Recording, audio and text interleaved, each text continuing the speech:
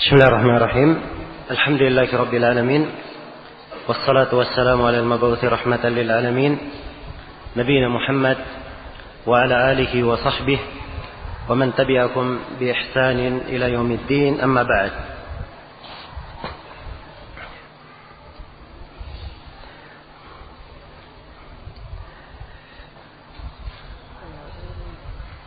Telah diterangkan pada sesi sebelumnya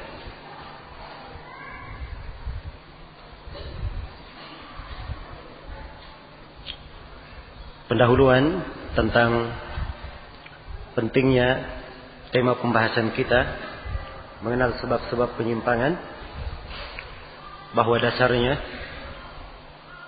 diterangkan di dalam Al-Quranul Karim dan hadits-hadits Rasulullah sallallahu alaihi wasallam. Bahkan itu adalah makna dari kandungan surah Al-Fatihah yang selalu kita baca dalam salat. Kita memohon kepada Allah diberi petunjuk menuju kepada jalan yang lurus, bukan jalan orang-orang yang disesatkan,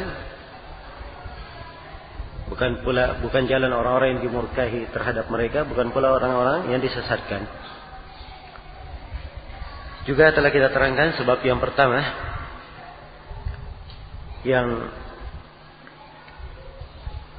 bisa membawa seorang hamba keluar dari jalan yang lurus, mengantarnya kepada penyimpangan, yaitu berpaling dari Al-Quran dan Sunnah Rasulullah sallallahu alaihi wasallam. Kemudian di antara sebab penting yang menyebabkan seorang muslim dan muslimah keluar dari jalan yang benar adalah kejauhan dari ilmu syariat. Iya. Ini di antara sebab yang sangat penting yang perlu saya ingatkan di pertemuan ini. Kita semua memaklumi bahwa ilmu syariat, ilmu agama merupakan sumber kebaikan seorang muslim dan muslimah. Bahkan ilmu agama itu adalah ruh dan kehidupannya. Adalah ruh dan kehidupannya. Ibarat jasad tanpa ruh, tidak ada kehidupan pada jasad tersebut. Dan Allah Subhanahu wa taala telah menyebut Al-Qur'anul Karim ilmu agama itu sebagai ruh. Di dalam firman-Nya Allah menyatakan, "Wa kadzalika auhayna ilaika ruhan min amrina." Demikianlah kami wahyukan kepada engkau wahai Nabi Muhammad ruh dari perkara kami. Iya. Dia adalah ruh seorang hamba. Kapan ia berpaling dari ilmu agama ini, pastilah hamba tersebut digolongkan ke dalam orang-orang yang mati. Walaupun dia berjalan, melakukan interaksi, iya, tapi Allah menyebutnya di dalam Al-Quran sebagai orang-orang yang mati. Allah berfirman, "Awaman kana maitan fa ahyaynahu wa ja'alna lahu nuran yamshi bihi fin nasi kaman mathaluhu fi adh-dhulumati laysa bi kharijin minha." Apakah orang yang tadinya dia mati, kemudian kami hidupkan dia dan kami berikan untuknya cahaya, dia berjalan dengan cahaya itu. Apakah orang yang seperti ini sama dengan orang yang perumpamaannya di tengah kegelapan, dia tidak mau keluar darinya? Ya. Perhatikan ya ayat yang agung ini. Diberi dua perbandingan. Orang yang tadinya mati, tapi Allah hidupkan dia.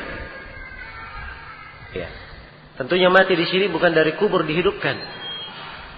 Ya. Bukan dari kubur dihidupkan. Ia mati karena tidak menerima petunjuk. Tidak ada dari cahaya keimanan padanya. Karena itu dikatakan di dalam ayat, awaman kana maitan, apakah orang yang tadinya dia mati, fahyainahu, lalu kami hidupkan dia, waja'alna lahu nuran yamshi bihi finnas, dan kami berikan untuknya cahaya, dia berjalan dengannya di tengah manusia.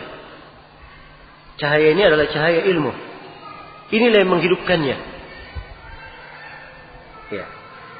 Orang yang tadinya mati kemudian sudah hidup dengan cahaya ilmu, apakah sama perumpamannya dengan orang yang berada di tengah kegelapan tidak mau keluar darinya, tetap dia mati di situ? Berbeda. Ya. Tentunya ini sangat berbeda. Maka ilmu syariat itulah kehidupan. Itulah kehidupan dan cahaya seorang hamba. Dan di dalam Al-Quran telah disebut ilmu itu dengan cahaya. Dan pembahasan cahaya kadang dibahasakan untuk Al-Quran, kadang dibahasakan untuk hadis, dan kadang dibahasakan untuk Islam. Ya. Qad ja'akum minallahi nurun wa kitabun mubin. Telah datang kepada kalian dari Allah cahaya dan kitab yang sangat terang. Iya. Sebut cahaya agama ini. Hal yang sangat menerangi seorang hamba. Hal yang sangat menerangi seorang hamba. Iya. Karena itu, kapan seorang muslim dan muslimah jauh dari tuntunan agamanya, pastilah dia akan jatuh ke dalam hal yang membahayakannya. Dia akan jatuh ke dalam hal yang membahayakannya. Dan dari sini harusnya kita selalu memahami pentingnya mempelajari ilmu agama di dalam kehidupan. Harusnya kita selalu memahami bahwa mempelajari ilmu agama ini adalah tugas di dalam umur kita.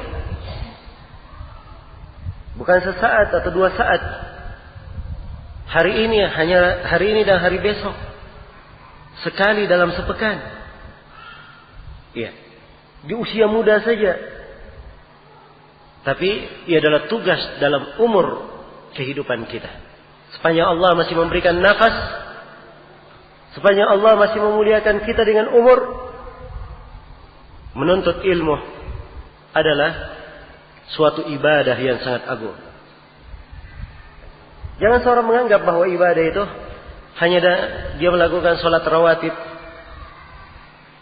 Ibadah itu hanyalah dia melakukan puasa sunnah Senin Kamis, puasa Daud. Ibadah itu dia banyak bersedekah. Jangan dianggap ibadah hanya itu. Bahkan ilmu di dalamnya ada ibadah yang lebih utama daripada seluruh ibadah yang sunnah. Seorang yang bersedekah, manfaatnya untuk orang yang bersedekah saja. Iya. Kalau dia dapat pahala-pahala untuk orang yang bersedekah. Tapi orang yang menuntut ilmu, kebaikannya untuk dia, dan dia juga berikan kepada orang lain. Iya. Dengan ilmu yang dia pelajari, dia menjadi manfaat di tengah manusia. Karena itu datang di dalam penafsiran firman Allah Subhanahu wa taala, hikayat dari ucapan Nabi Isa alaihi salam, di mana dikatakan di dalam ayat tersebut, wa ja'alani mubarakan aina ma kuntu. Dan saya dijadikan berberkah dimanapun saya berada. Berberkah dimanapun saya berada. Banyak dari ahli tafsir menafsirkan kata berberkah dimanapun saya berada, artinya mualliman lil khair aina ma kuntu. Mengajarkan kebaikan dimanapun saya berada. Mengajarkan ilmu dimanapun saya berada. Sebab seorang alim, seorang yang berilmu, dia bermanfaat bagi manusia. dimanapun bumi itu menampungnya, di mana langit meneduhinya, pasti dia akan memberikan manfaat. Iya, memberi manfaat. Dan inilah makna berberkah dimanapun dia berada. Berberkah dimanapun ia berada. Dan tentunya pentingnya ilmu agama ini merupakan pokok dasar di dalam agama kita. Di mana Nabi sallallahu alaihi wasallam menyebutkan bahwa kebaikan itu terbatas pada ilmu. Kata beliau di dalam hadis yang diriwayatkan oleh Al-Imam Al-Bukhari dan Imam Muslim dari sahabat Muawiyah, "May yuridillahu biki khairan yufaqihu fid din." Siapa yang Allah kehendaki padanya sebuah kebaikan, atau siapa yang Allah kehendaki padanya kebaikan, maka Allah akan membuatnya faqih di dalam agama. Dia akan dibuat paham di dalam agamanya. Ya. Kata para ulama, An-Nawawi dan selainnya menjelaskan makna hadis di dalamnya anjuran untuk menuntut ilmu agama. Dan di dalam hadis penjelasan bahwa siapa yang tidak diberikan padanya ilmu agama, itu artinya Allah tidak menghendaki kebaikan untuknya. Allah tidak menghendaki kebaikan baginya. Iya. Dan seorang hamba yang ingin dijaga di atas petunjuk, dijaga di atas kebaikan, inilah jalannya, dengan mempelajari ilmu. Jadi kapan dia berpaling dari ilmu agama, menelantarkannya, pastilah dia akan keluar dari jalan petunjuk. Keluar dari jalan petunjuk. Iya. Apalagi di kehidupan kita ini, kita mengalami berbagai ujian dan cobaan, berbagai fitnah dan prahara, dan di tengah manusia berkecamuk hal-hal yang kadang membuat pikiran itu tidak jernih di dalam memandangnya. Di tengah umat sering terjadi masalah-masalah yang memalingkan seorang hamba dari agama Allah, membuat seorang hamba lupa akan kebaikan-kebaikan, akan tugas-tugas dan kewajibannya. Iya. Dan tidak ada yang menyelamatkan seorang hamba dari hal ini kecuali dengan kekuatan ilmunya, kekuatan ilmu agama. Iya. Jangan dianggap bahwa kekuatan itu hanya pada otot saja, atau kekuatan seorang adalah pemerintah kemudian yang memiliki pasukan bala tentara. Kekuatan ilmu kadang lebih dahsyat daripada itu. Kekuatan ilmu agama kadang lebih dahsyat daripada itu. Iya. Di dalam sejarah kita ada sebuah kisah yang menarik. Mungkin bagus untuk kita cermati. Dan kisah ini diterangkan di dalam Musnad Imam Ahmad dan selainnya, tentang kisah perdebatan Ibnu Abbas menghadapi kaum Khawarij. Kaum Khawarij dimaklumi. Iya. Kaum Khawarij dimaklumi bahwa mereka mengangkat senjata kepada pemerintah. Mereka memerangi para sahabat. Kaum Khawarij diperangi oleh Ali bin Abi Thalib dan para sahabat. Tapi mereka tidak mundur dari keyakinannya. Iya. Bahkan mereka menganggap siapa yang mati di tengah mereka, matinya adalah mati syahid. Iya. Ini kaum Khawarij yang tersesat, yang dikatakan oleh Nabi sallallahu alaihi wasallam bahwa mereka ini adalah kilabu ahli nar. anjing-anjing penduduk neraka. Dan dikatakan oleh Nabi sallallahu alaihi wasallam, yamruquna minad din kama yamruqu sahmu minar ramiyah. Mereka keluar dari agama seperti anak panah itu menembus sasarannya. Iya. Mereka ini yang dikatakan oleh Nabi sallallahu alaihi wasallam, syarru qatla tahta adimis sama. Bangkai yang paling jelek yang terbunuh di bawah kolong langit. Dan banyak lagi hadits-hadits Rasulullah mencela kaum Khawarij. Diperangi dengan tangan, dengan kekuatan, tidak bergeming kaum Khawarij itu. Iya. Bahkan itu kesenangan mereka. Memang mereka ingin mati, dihitung sebagai mati syahid. Iya. Saya perhatikan Ibnu Abbas. Beliau mendatangi Ali bin Abi Thalib lalu minta izin bahwa beliau akan mendebat kaum Khawarij. Ali bin Abi Thalib pun mengkhawatirkan Ibnu Abbas radhiyallahu anhum ajma'in. Iya. Namun Ibnu Abbas menenangkan hati beliau dan berangkatlah Ibnu Abbas radhiyallahu taala anhu. Berangkat tanpa pengawalan tentara. Iya. Ibnu Abbas menghadapi kaum Khawarij sendirian. Ibnu Abbas radhiyallahu taala anhu memasuki perkampungan mereka. Sebutkan di dalam riwayat itu, beliau melihat satu kaum yang ibadahnya sangat banyak. Iya. Ibadah kaum Khawarij ini sangat banyak. Jidat dan tempat-tempat sujud mereka sudah tebal kulitnya, saking banyaknya mereka sujud kepada Allah. Di pipi-pipi mereka goresan-goresan hitam, saking banyaknya mereka menangis ketika membaca Al-Quran, ketika melakukan ibadah. Ya. Perhatikan kaum Khawarij punya ibadah. Bersama dengan itu Nabi telah mencela mereka dengan celaan yang sangat keras. Menunjukkan bahwa sekadar ibadah itu tidak cukup bagi seseorang kalau tidak di atas tuntunan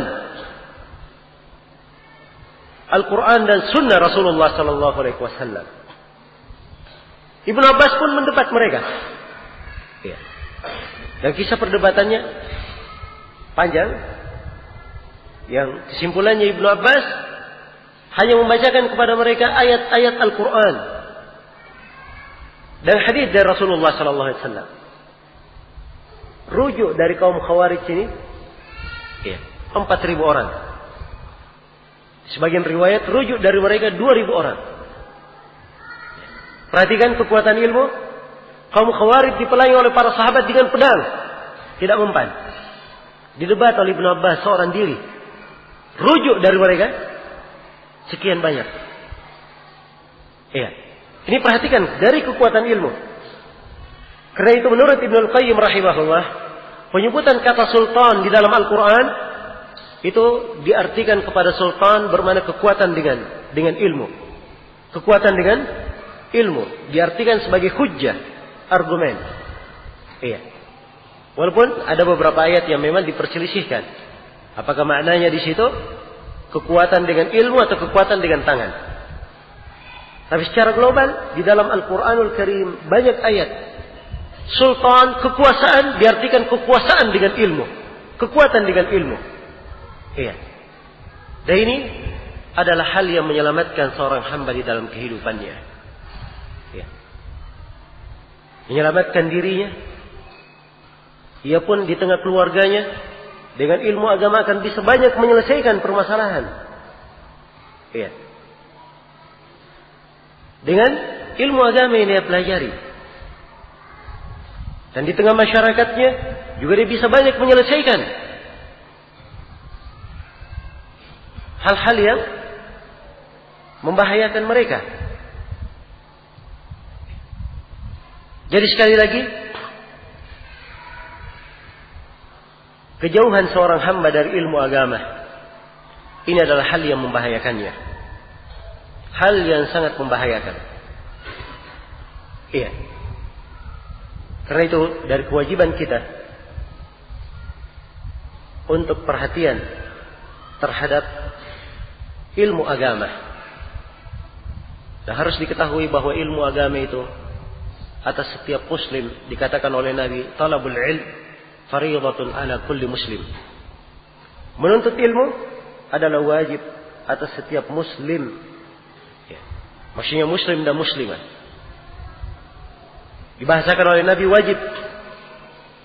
Karena memang ilmu itu hukum mempelajarinya terbagi dua. Ada fardu ain dan ada fardu kifayah.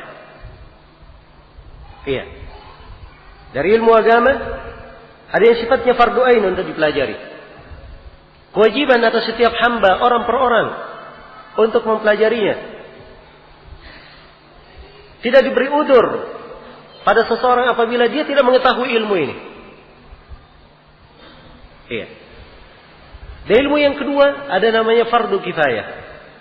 Sebagian dari ilmu, kalau ada dari umat ini sebagian yang sudah mengetahui, maka sudah gugur kewajibannya bagian lainnya.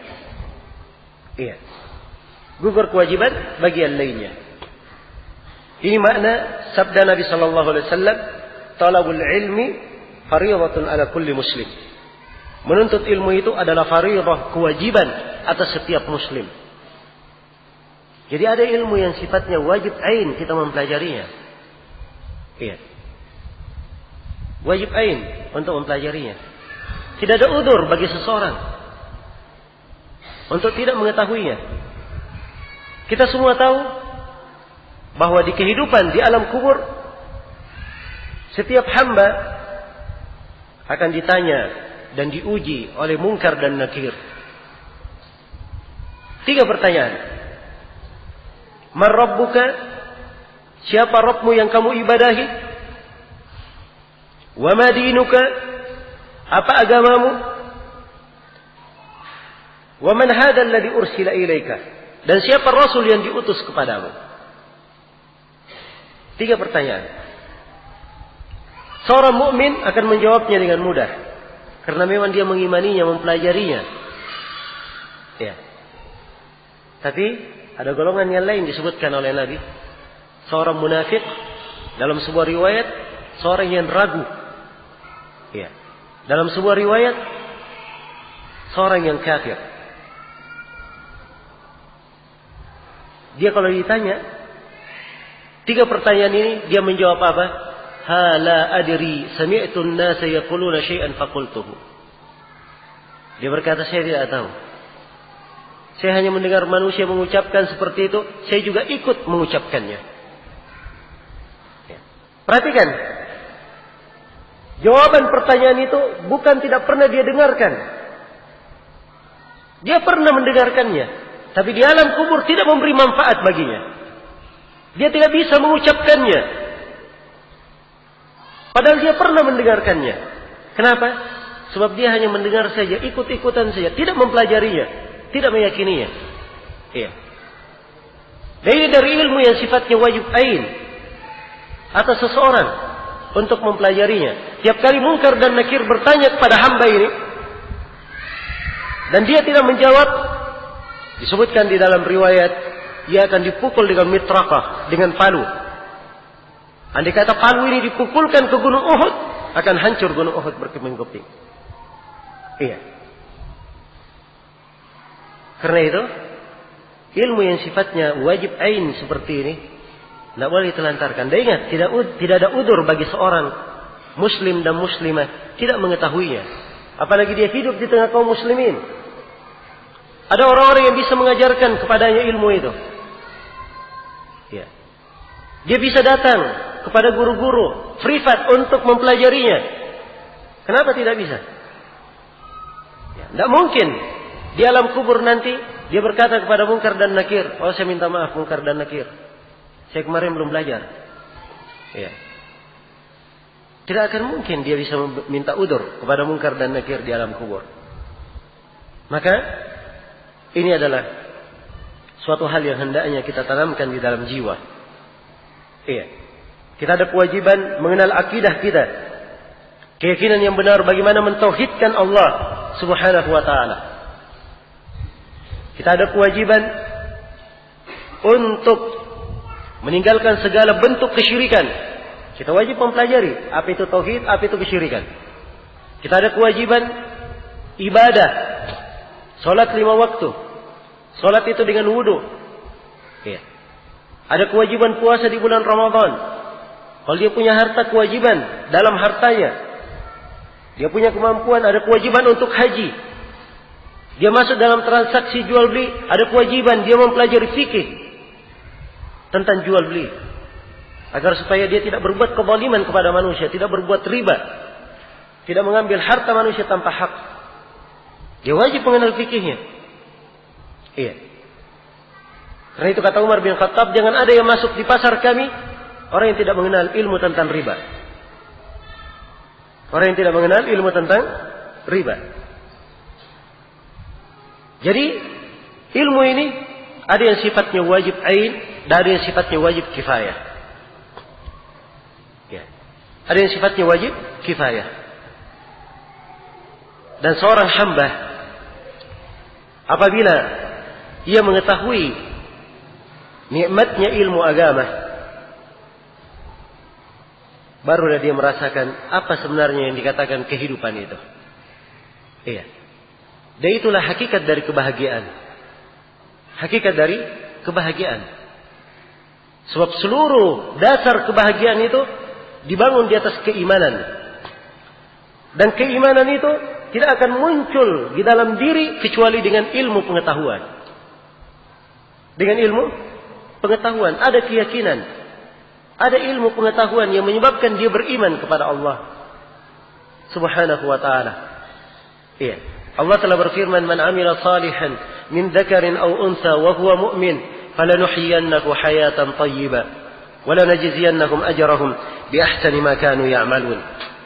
Siapa yang beramal salih dari laki-laki maupun perempuan dan dia adalah seorang mukmin, sungguh kami akan memberikan kepadanya kebahagiaan di dalam hidupnya. Iya. Dan sungguh kami akan memberikan membalas untuknya pahala yang terbaik sebagai balasan dari amalan yang mereka lakukan. Iya. Dan ini kebahagiaan hidup yang disebut dalam ayat disyaratkan syarat keimanan dan amalan salih. Itulah ilmu yang bermanfaat dan amalan salih kepada Allah Subhanahu wa taala. Ini sumber kebahagiaan. Sumber kebahagiaan. Iya. Di dalam sejarah telah terdapat sejumlah manusia keluar dari jalan yang lurus. Ada kelompok-kelompok yang menyimpang dari kebenaran. Ada yang menyimpang di dalam masalah akidahnya. Ada yang menyimpang di dalam masalah praktek ibadahnya. Ada yang menyimpang di dalam suluk dan akhlaknya. Ya. Berbagai bentuk penyimpangan. Beraneka ragam. Dan dari perhatian ulama Islam untuk menjaga kaum muslimin dari penyimpangan-penyimpangan tersebut, para ulama membukukan pemikiran-pemikiran dan kelompok-kelompok yang menyimpang tersebut dalam buku-buku tersendiri. Agar supaya dihindari. Jangan sampai seseorang itu jatuh di dalamnya. Jangan sampai seseorang itu jatuh di dalamnya. Iya. Dan dasar ini, pokok yang saya terangkan di sini, berpaling menjauh dari ilmu agama, ini adalah sebab utama yang menyesatkan banyak manusia dari dahulu hingga hari ini. Iya. Karena berpaling dari ilmu agama. Apakah berpaling secara keseluruhan atau berpaling sebagian darinya? Dan ulama dan mereka yang kuat dan kokoh di atas kebenaran adalah ahlul ilm, orang-orang yang berilmu. Orang-orang yang berilmu. Dan ini dari masa ke masa mereka lah yang terdengar suaranya di tengah umat. Mengajak umat kepada kebaikan. Mengingatkan umat dari hal yang membahayakan mereka. Mereka adalah orang-orang yang berilmu. Rasulullah sallallahu alaihi wasallam bersabda, "La tazalu ta'ifatun min ummati dhahirina 'alal haqq, la yadurruhum man khadalahum wa la man khalafahum hatta ya'ti amrullah." Terus menerus ada satu kelompok dari umatku yang akan menampilkan kebenaran. Iya. Menampakkan kebenaran. Tidak membahayakan mereka orang yang menyelisihi mereka. Tidak membahayakan mereka orang yang mencela mereka hingga datang hari kiamat. Dan kelompok ini para ulama menafsirkannya mereka adalah ahli hadis. Mereka adalah ahli fikih wal athar. Iya. Sampai Imam Ahmad berkata kalau mereka bukan ahli hadis, saya tidak tahu siapa lagi mereka. Karena para ulama inilah yang selalu menampakkan dan menjaga agama Allah Subhanahu wa taala. Iya. Dan sebab-sebab penyimpangan itu dimaklumi. Dasarnya bagi siapa yang menekuni ilmu agama dan mempelajarinya, dia akan memiliki pandangan yang sangat tajam untuk melihat bentuk-bentuk penyimpangan yang terjadi. Karena namanya syaitan menyesatkan manusia dengan banyak cara. Banyak cara menyesatkan manusia. Ya. Tapi subhanallah bentuk-bentuk kesesatan tersebut kembali kepada pokok-pokok tertentu. Inilah yang sebagiannya yang kita terangkan di sini. Di antara pokok penyimpangan tersebut adalah berpaling dari ilmu agama. Berpaling dari ilmu agama. Iya. Dan mereka yang menyimpan dari jalan yang lurus, tatkala ingin kembali kepada jalan yang benar, diarahkan oleh para ulama untuk memperdalam ilmu syar'i, ilmu agama. Iya. Dan para ulama di dalam sebagian buku akidah menjadikan ciri perbedaan antara pengikut kebenaran dan pengikut kebatilan adalah dengan kesibukannya terhadap ilmu agama. Kapan dia sibuk dengan ilmu agama, maka itu adalah ciri kebaikan. Ya. Kapan dia berpaling darinya, maka itu adalah ciri kejelekan. Ciri kejelekan. Iya. Baik, ini beberapa titik penekanan yang ingin saya terangkan tentang pentingnya ilmu agama dan bahayanya apabila seorang menjauh darinya. Ya. Kalau kita ingin bercerita tentang keutamaan ilmu agama itu, manfaat dan kebaikannya untuk manusia, ini pembahasan yang sangat panjang sekali. Pembahasan yang sangat panjang. Bagaimana tidak? Sedangkan ilmu agama ini adalah pokok harta kita. Pokok kebaikan kaum muslimin. Pokok kebaikan kaum muslimin. Hal yang paling berharga di tengah mereka. Iya. Hal yang paling berharga di tengah mereka. Baik, ini sebab yang kedua. Berpaling atau menjauh dari ilmu agama. Iya. Kemudian sebab yang ketiga. Dari hal yang menyebabkan seorang hamba itu keluar dari jalan yang lurus, mengarah kepada penyimpangan, adalah dia sibuk menyongsong fitnah, sibuk di dalam menyongsong permasalahan. Sudah merupakan ketentuan Allah Subhanahu wa taala. Ada ujian di tengah makhluknya untuk melihat siapa yang jujur di tengah mereka dan siapa yang berdusta. Iya. Ibarat emas, kalau tidak dibakar, tidak akan jatuh karatan-karatannya dan tidak akan kelihatan kemurnian emas tersebut. Demikian pula seorang mukmin, ada ujian dan cobaan-cobaan di dalam kehidupannya. Ada ujian dan cobaan di dalam kehidupannya. Dan fitnah ini tidak dikhususkan untuk orang yang zalim saja. Allah berfirman dalam Al-Quran, "Wattaqu fitnatan la tusibanna alladhina zalamu minkum khassah." Takutlah kalian terhadap fitnah yang tidak hanya menimpa orang yang zalim di antara kalian saja. Orang-orang salih juga bisa terkena fitnah. Bisa terkena fitnah. Iya. Maka dari ketentuan dan takdir Allah Subhanahu wa taala ada ujian di tengah makhluknya. Alif Lam Mim. Ahasiban nasu ayyutraku ayyaqulu amanna wa hum la yuftanun? Walaqad fatanna alladhina min qablihim fala ya'lamanna Allahu alladhina sadaqu wa la ya'lamanna Allahu al-kadhibin.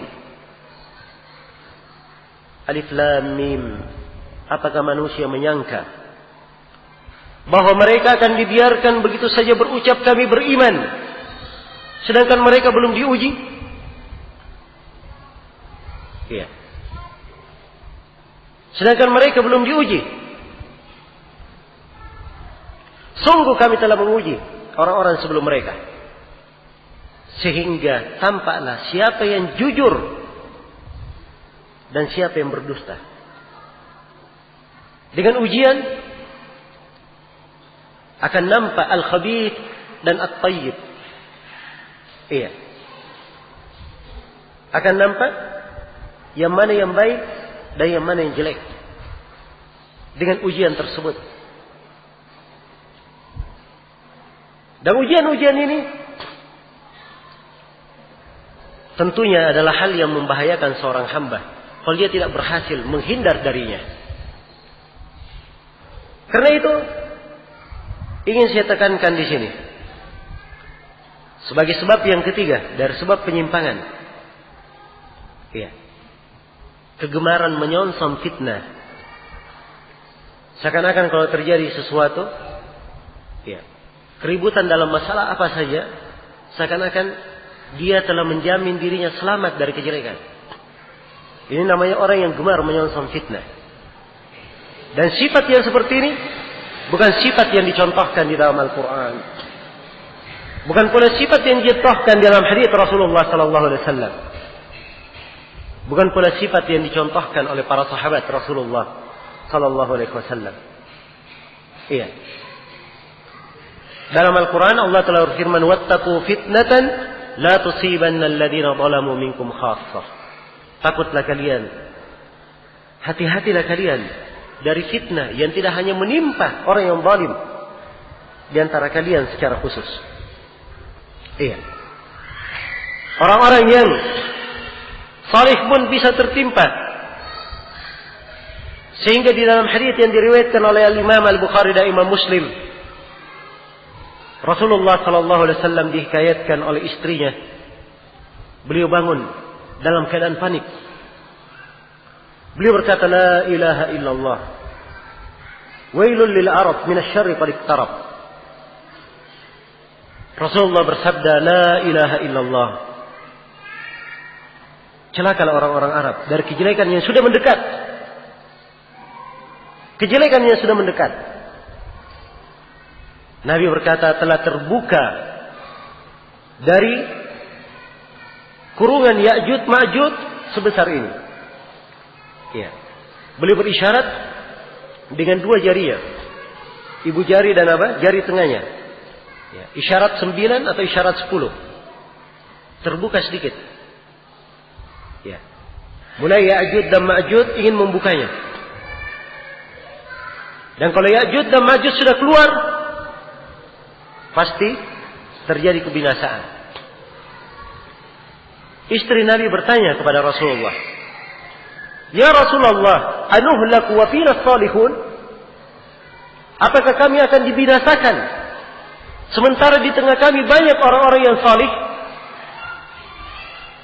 Kata Nabi sallallahu alaihi wasallam, "Na'am, idza kathura al-khabath." Kata beliau, "Iya, kalian akan dibinasakan kalau kejelekan lebih mendominasi." Perhatikan ucapan Nabi. Kalian akan dibinasakan walaupun banyak di tengah kalian orang salih, kalian dibinasakan. Apalagi kalau kita melihat ke masa kita ini, Ya. Di mana kesalihan itu adalah suatu hal yang sedikit di tengah manusia. Suatu hal yang sedikit di tengah manusia. Dan di antara doa para sahabat, mereka selalu melantunkan na'udzubillahi minal fitan. Kami berlindung kepada Allah Subhanahu wa taala dari fitnah. Dan Rasulullah sallallahu alaihi wasallam menyatakan di dalam hadits Al-Miqdad Ibn Al-Aswad, "Innamas sa'idu laman junnibal fitan. Innamas sa'idu laman junnibal fitan. Innamas sa'idu laman junnibal fitan. Waliman ibtuliya fasabara fawaha." Sesungguhnya orang yang beruntung itu adalah orang yang dijauhkan dari fitnah. Orang yang beruntung adalah orang yang dijauhkan dari fitnah. Orang yang beruntung, kata Nabi, adalah orang yang dijauhkan dari fitnah. 3 kali beliau tegaskan. Ya. Dan siapa yang diuji di tengah fitnah, namun dia bersabar, maka sungguh sangat baik baginya. Ini keadaan seorang hamba. Kalau dia dijauhkan dari fitnah, maka keberuntungan 3 kali disebutkan. Kalau dia teruji, keberuntungan dia dapatkan kalau dia bersabar di dalam ujian. Kalau dia bersabar di dalam ujian. Iya. Tapi perhatikan orang yang beruntung itu tadi. Innamas sa'idu laman junnibal fitan. Sesungguhnya orang yang beruntung itu adalah orang yang dijauhkan dari fitnah. Perhatikan kalimat dijauhkan. Ini perlu kita dalami maknanya. Dijauhkan dari fitnah. Dia dijauhkan, mungkin berasal Allah Subhanahu wa taala memberikan anugerah untuknya, dia dijauhkan dari fitnah. Dan anugerah yang seperti ini tidak akan datang untuk seorang hamba kalau dia tidak memiliki amalan-amalan yang mendukung datangnya anugerah. Iya. Jadi sekarang dia ingin mendapatkan anugerah, dijauhkan dari fitnah. Ya. Dia lihat siapa dirinya, apa amalan yang dia lakukan, sehingga dia mendapatkan anugerah ini. Sehingga dia mendapatkan anugerah ini. Iya. Jadi harus ada amalan yang dia lakukan, sehingga ia dijauhkan dari fitnah. Dan amalan tersebut, di antara yang menyebabkan seorang jauh dari fitnah adalah dia mempelajari ilmu agama dengan keimanan. Iya. Dengan keimanan. Dan dia dijauhkan dari fitnah dengan ia banyak berdoa kepada Allah, dijauhkan dari fitnah. Iya. Dan terlalu banyak doa Nabi sallallahu alaihi wasallam.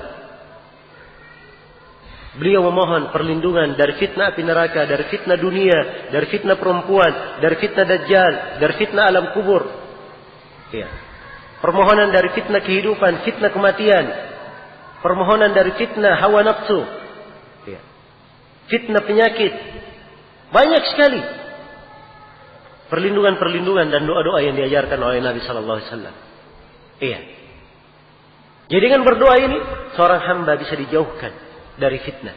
Dan kalimat dijauhkan dari fitnah ini juga bisa diambil darinya pemahaman kebalikannya, sebab seorang itu diberi balasan sesuai dengan jenis amalan yang dia lakukan. Tatkala dia menjauhkan dari fitnah, maka balasan untuk amalannya Allah membuat dia jauh dari fitnah tersebut. Karena dari kaidah syariat kita, Allah membalas seorang hamba sesuai dengan jenis amalannya. Iya. Dia bersedekah, Allah bersedekah untuknya. Iya. Dia menjaga kehormatan dirinya, Allah menjaga kehormatan dirinya. Dia merasa cukup, Allah memberikan kecukupan untuknya. Dia bersabar, Allah memberikan kesabaran baginya. Ya. Rasulullah misalnya bersabda dalam hadits Abu Sa'id, riwayat Bukhari dan Muslim. Kata beliau, "Wa may yasta'if yu'iffahu Allah. Wa may yastaghni yughnihi Allah. Wa may yatasabbar yusabbirhu Allah. Wa ma u'tiya ahadun ata'an khairan wa awsa'a min as-sabr." Siapa yang menjaga kehormatan dirinya, Allah akan menjaganya. Siapa yang berusaha merasa cukup, Allah akan mencukupinya. Siapa yang berusaha untuk bersabar, Allah akan menjadikannya sebagai orang yang bersabar. Wa ma u'tiya ahadun ata'an khairan wa awsa'a min as-sabr. Dan tidaklah seorang hamba itu diberi sebuah pemberian yang lebih baik dan lebih luas daripada kesabaran. Iya. Lebih baik dan lebih luas daripada kesabaran. Karena kesabaran ini juga dari hal yang menyelamatkan seorang hamba dari fitnah. Ya. Luar biasa ya fitnah Fir'aun terhadap Bani Israel. Penindasan dari Fir'aun terhadap Bani Israel. Pembunuhan. Merampas harta mereka. Melanggar kehormatan mereka. Ya. Fitnah Fir'aun ini terhadap Bani Israel dipadamkan oleh Allah Subhanahu wa taala dengan satu amalan yang dilakukan oleh Bani Israel. Hanya satu amalan saja yang disebut dalam Al-Quran. Ya, ini perlu kita cermati. Dan harus menjadi pelajaran bagi kita. Iya. Satu hal ini disebut di surah Al-A'raf. Di kisah Nabi Musa bersama Fir'aun. Setelah disebutkan bahwa Fir'aun ditenggelamkan di lautan, dibinasakan oleh Allah Subhanahu wa taala. Di ayat setelahnya Allah berfirman, "Wa awratnal qaumal ladzina kanu yustad'afuna masyariqal ardi wa magharibaha allati barakna fiha. Wa tammat kalimatu rabbikal husna 'ala bani Israil bima sabaru." Dan kami wariskan bumi itu, bumi yang diberkahi dari timur dan baratnya, kami wariskan seluruhnya kepada Bani Israel,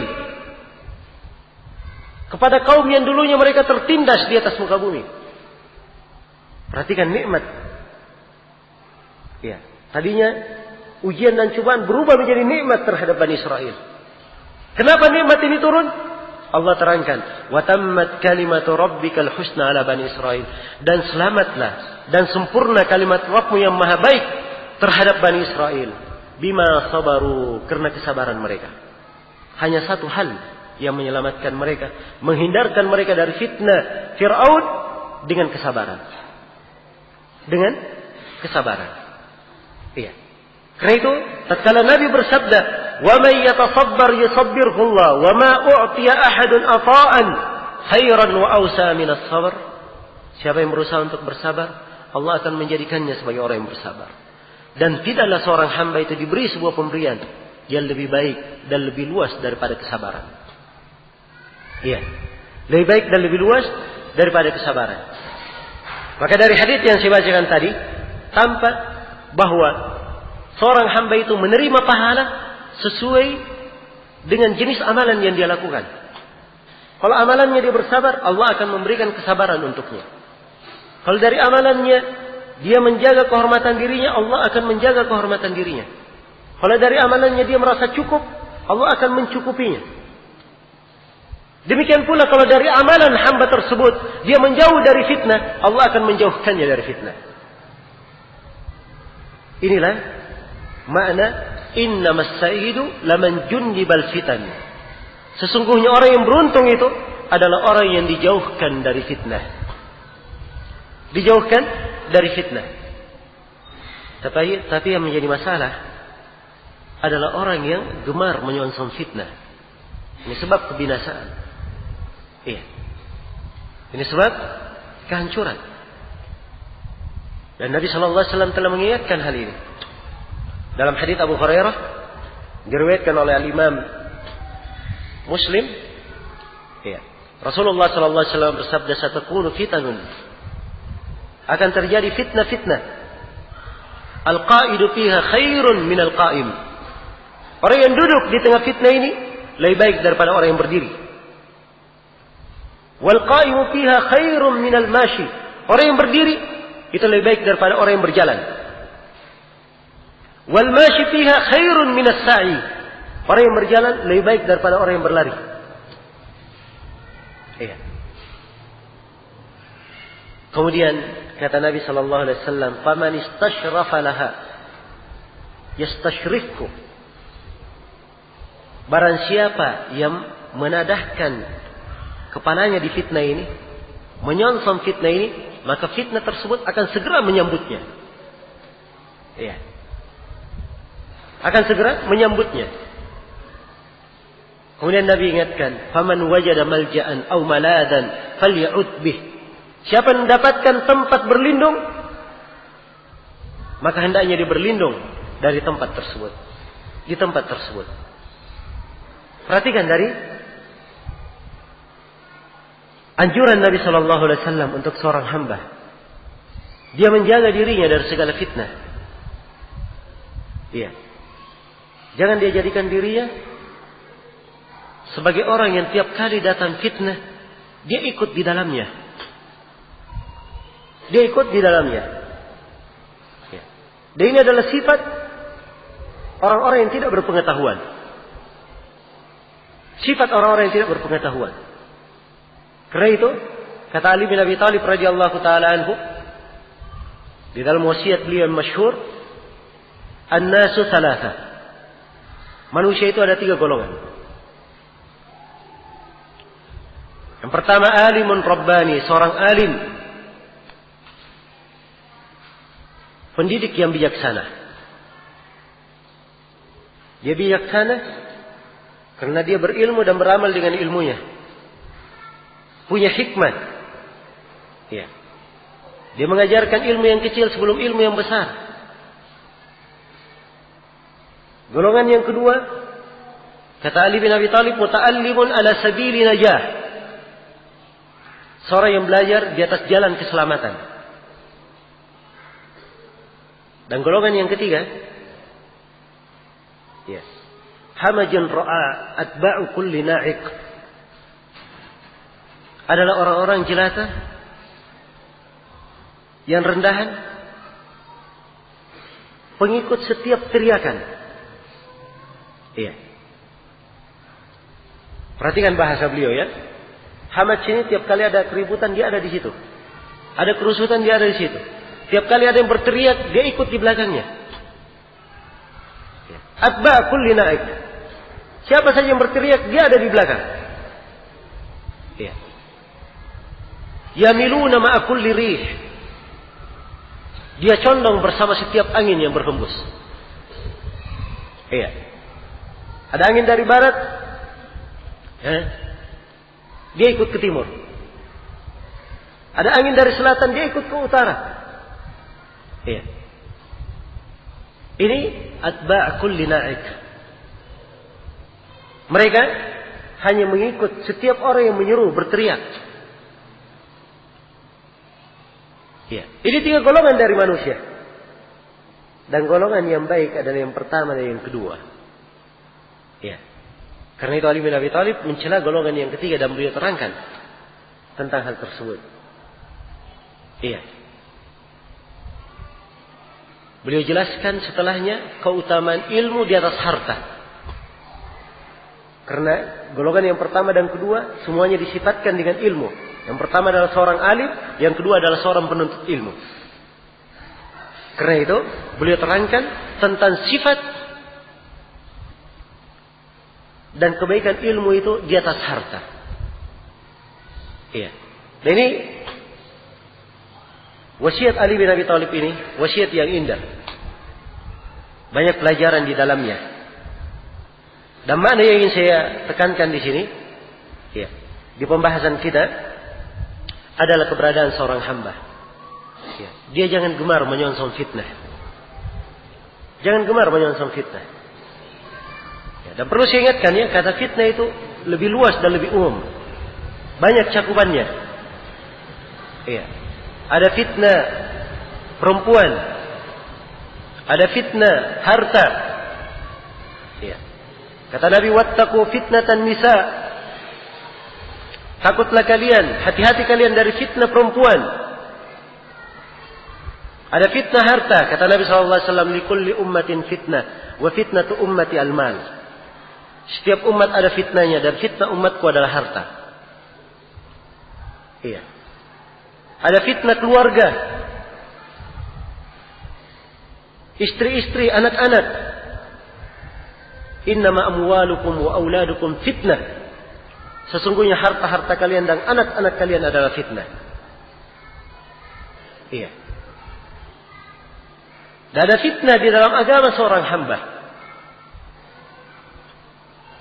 fitnah dalam agamanya. Ya. Dan fitnah dalam agama ini lebih berat bagi seorang hamba daripada fitnah dalam dunianya. Ya. Daripada fitnah dalam dunianya. Namun kesadaran untuk hal ini jarang tertanam pada seorang muslim dan muslimah di masa ini. Subhanallah, kalau misalnya dia punya rumah, tiba-tiba rumahnya terbakar. Ya. Dia punya toko, habis toko tersebut yang merupakan miliknya. Luar biasa kesedihannya. Luar biasa kesedihannya. Ini cobaan di dalam dunianya. Tapi begitu dia dapat cobaan dalam agamanya, ya, dia melanggar perintah Allah Subhanahu wa taala, jatuh di dalam kemaksiatan, dia tidak bersedih dan tidak merasa bahwa itu adalah musibah untuk dirinya. Padahal musibah di dalam agama lebih dahsyat daripada musibah di dalam apa? Dalam dunia. Karena itu dari doa Nabi sallallahu alaihi wasallam, "Wala taj'al musibatana fi dinina." Ya Allah, janganlah Engkau menjadikan musibah yang menimpa kami itu dalam agama kami. Iya. Sebab kalau musibah sudah menimpa agama, ini adalah hal yang sangat membahayakan. Kalau seorang misalnya mendapatkan musibah pada dunianya, bisa ditutupi. Dan agama yang dia miliki bisa menutupi musibah dan kekurangan tersebut. Karena itu kata Abul Fath Al-Asdi rahimahullahu ta'ala, "Wa kullu kasrin fa inna ad-dina yajburuhu wa ma li kasri qanati ad-din jubranu." Setiap yang patah itu, setiap yang pecah itu, agama seseorang bisa untuk menambalnya, bisa memperbaikinya. Tapi kalau lingkaran agama seorang hamba sudah pecah, tidak ada yang bisa menambalnya. Iya. Karena itu, jaga agama dengan baik. Dan penjagaan diri seorang hamba di atas agama yang lurus adalah dia menghindarkan dirinya dari segala bentuk fitnah. Dia menghindarkan dirinya dari segala bentuk fitnah. Iya. Dan ini perkara harus ditanamkan pada diri seorang muslim dan muslimah. Iya. Kalaupun ada suatu masalah yang harus diselesaikan, itu adalah tugas orang-orang yang berilmu. Tugas orang-orang yang berilmu. Orang-orang yang Allah Subhanahu wa taala berikan pandangan yang jeli. Orang-orang yang Allah Subhanahu wa taala berikan pengetahuan sehingga mereka bisa melihat solusi yang terbaik bagi umat di dalam perkara tersebut. Iya. Tapi yang menjadi masalah, tiap kali ada fitnah, semua orang ingin berbicara. Ya. Semua ingin tampil di depan, ingin maju di depan. Inilah yang membuat terjadinya banyak kerusakan dan semakin tersebarnya fitnah tersebut. Semakin tersebarnya fitnah tersebut. Karena itulah, ini adalah pokok yang ketiga yang hendaknya kita ingat di dalam kehidupan. Iya. Kita ingat di dalam kehidupan. Dan tentunya seorang hamba yang hidup, pertanggungjawabannya adalah kepada Allah Subhanahu wa taala. Iya. Dia akan ditanya tentang amalan-amalannya sendiri. Akan mempertanggungjawabkan segala hal yang dia kerjakan. Dia tidak akan ditanya tentang pekerjaan orang lain. Iya. Allah tidak membebani seorang kecuali sesuai dengan kemampuannya. Allah telah berfirman, "Ya ayyuhalladzina amanu 'alaikum anfusakum, la yadurrukum man dhalla idza ihtadaitum." Wahai orang-orang yang beriman, hendaknya kalian membenahi diri kalian sendiri. Tidak membahayakan kalian orang yang tersesat kalau kalian selalu berada di atas petunjuk. Iya. Maka ini kewajiban yang agung di dalam diri. Dan sekali lagi, makna seorang hamba itu menjaga dirinya dari fitnah bukan artinya tidak ada amar ma'ruf, tidak ada nahi mungkar. Bukan itu maknanya.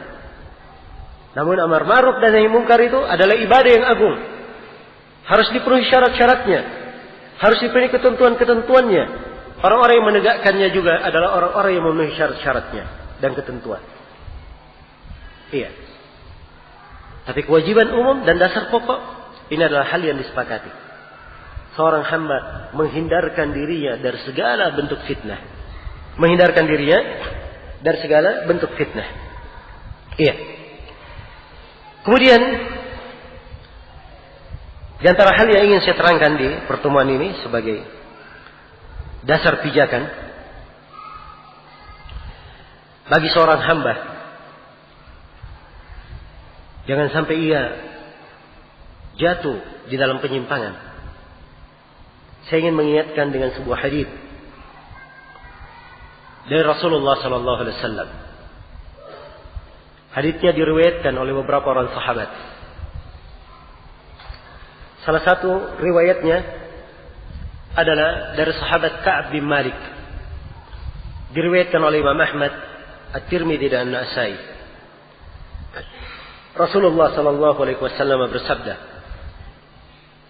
"Ma di'bani ja'iani ursila fi ghanamin bi'afsada laha min hirsil mar'i 'ala al-mali wasyarafi lidinihi." Ya. Kata Rasulullah sallallahu alaihi wasallam, tidaklah dua serigala yang kelaparan dilepas di tengah kambing-kambing. Ya. Perhatikan ya, ada kambing-kambing, tidak ada pengembalanya. Kambing saja yang berada di situ. Iya. Tiba-tiba ada dua serigala yang sangat kelaparan dilepas di tengah kambing itu. Kira-kira apa yang akan terjadi? Iya. Sudah bisa dipahami bagaimana kerusakan yang terjadi. Iya. Tapi bersama dengan itu Nabi bersabda, "Bi'afsadalaha min hirsil mar'i 'alal mali wasyarafi lidinihi." Tidaklah hal tersebut lebih merusak seorang hamba daripada semangat dia di dalam mencapai harta dan semangat dia untuk mencapai ketinggian di dalam agamanya. Iya. Merasa tinggi, merasa congkak dengan agamanya. Ini perumpamaan dari Nabi yang sangat indah.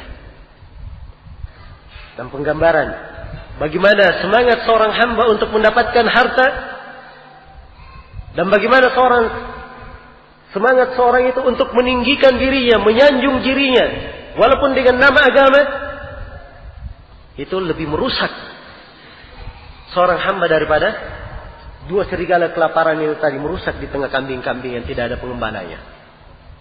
Iya. Ini perumpamaan yang sangat agung dari Nabi sallallahu alaihi wasallam. Ya, patut untuk kita cermati. Kita perhatikan dengan baik. Iya. Kita perhatikan dengan baik. Dua penyakit yang sangat merusak pada seorang hamba. Al-hirs 'alal mal. Semangat di dalam meraih harta. Perhatikan ya kalimat semangat. Ya. Bukan meraih hartanya saja. Sebab seorang yang mengambil harta untuk keperluan dunianya, sekadar ia membangun ibadahnya kepada Allah, mendekatkan dirinya kepada Allah, itu tidak dilarang. Tidak dilarang. Ya. Allah telah berfirman, "Wabtaghi fima ataka Allahu ad-daral akhirah wa la tansa nasibaka minad dunya." Carilah apa yang Allah datangkan kepadamu dari kehidupan akhirat dan jangan kamu lupa bagianmu dari kehidupan dunia. Ya. Boleh seorang mengambil bagiannya dari kehidupan dunia. Tidak dilarang. Tapi yang dipermasalahkan di dalam hadis, yang dicela adalah semangat seseorang untuk mendapatkan harta. Iya. Semangat yang sangat besar. Iya. Dia punya semangat, ya, disertai dengan usaha yang sangat besar di dalamnya. Dan ini yang dicela. Sebab hal yang seperti ini akan membawa seorang hamba itu kepada kerusakan untuk dirinya sendiri. Akan muncul di dalam dirinya sifat tamak. Tidak pernah merasa puas dengan apa yang Allah berikan.